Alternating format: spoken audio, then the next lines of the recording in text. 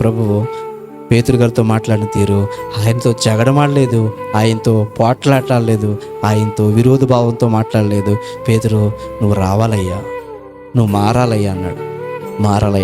ఆయన సాత్వికమైన మనసుతో పేతురుని సంపాదించుకున్నాడు.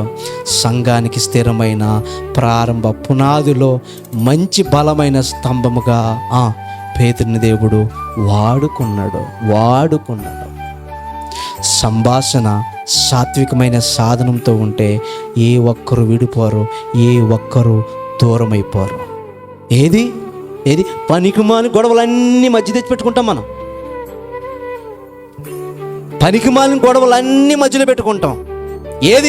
ఏ ఒక్కరు క్రైస్తవ బైబిల్ పట్టుకున్న వారందరూ, అయినా నువ్వెన్ని అనుకున్నా సరే ఇది నా సంఘం, ఈ సంఘంలో నేను పని చేస్తాను, ఈ సంఘంలో దేవుడు ఉన్నాడని నేను నిరూపిస్తాను, ఏ ఒక్కరు తప్పు చేసినా దేవుడు చూసుకుంటాడని సంఘంలో స్థిరముగా నిలబడిన వారు ఎవరు?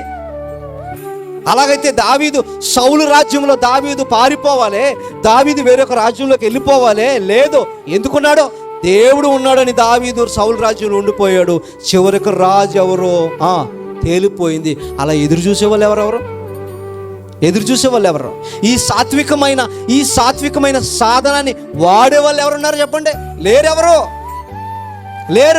పోవడం, విడిపోవడం, నలుగురుగా ఫామ్ అవ్వడం, మేము ఏదోటి చేసాడు ఇది మా అని అనిపించుకోవడం, ఇది సంఘానికి సరైన విధానం కాదు. పోయేవారు ఎవరైనా సరే, పోతున్నవారు ఎవరైనా సరే, సంఘంలో, సార్వత్రిక సంఘంలో, ఈ సంఘంలో విరోధ భావంతో ఉన్నవారు ఎవరైనా సరే సాత్వికమైన మనసు, నిజమైన క్రైస్తవుల వలె ఉండడానికి మనసు పెట్టాలి. యేసుక్రీస్తు వారు మనకి మాదిరి ఉంచిపోయాడు. ఆ మాదిరి మనలో మిస్ అవుతే మనం ఎన్ని చేసినా వ్యర్థమే. ఆ మాదిరి లేకుండా మనం గడగడలాడి మాట్లాడేసినా, ప్రవక్తలా మాట్లాడేసినా, రెచ్చిపోయి మాట్లాడేసినా సరే చీ అని ఉమ్మేసే ప్రజలు ఉన్నారు. ఇలాంటి వక్రజనం మధ్య, సాత్వికమైన మనసుతో వక్రజనం మధ్య జీవవాక్యాన్ని ఎలా వాడాలంటే, మనకు ముందుగా మాదిరి ఉంచిపోయిన మాదిరి సాధనాన్ని మనం హృదయంలో ఉంచుకోవాలి.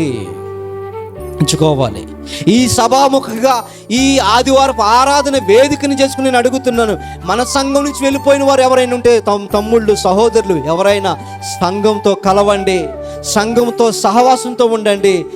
ప్రియమైన దేవుని వల్లరా మరలా రండి, దేవునితో మరిన్ని కార్యాలు మనం చేద్దాం. విడిపోయి కాదు, ముక్కలైపోయి కాదు, ఐక్యతతో సమకూడి సంఘము ద్వారా ఫేమ్ ఎవరికి వస్తుందన్నది కాదు, దేవుడు మహిమపరచబడాలన్న ఉద్దేశంతో చేద్దాం. వెళ్ళిపోయిన వారందరూ వీలైతే చెప్తున్నాను, ఇదే నా ఆహ్వానము, మరలా చర్చ్ యానివర్సిటీకి అందరూ కలవండి, సంఘములో సంఘ నాయకులతో ఏకీభవించండి, సంఘ కార్యక్రమాలు అందరి నిర్ణయాలతో జరిగిద్దాం. అది సేవకుడు తత్వం. విడిపోయి మీరు వచ్చేయండి, మీరు ఎక్కడ ఉండండి అలాంటి మాటలు కాకుండా సంఘంతో ఉండండి, సంఘ కార్యక్రమాలు మనం చేద్దాం.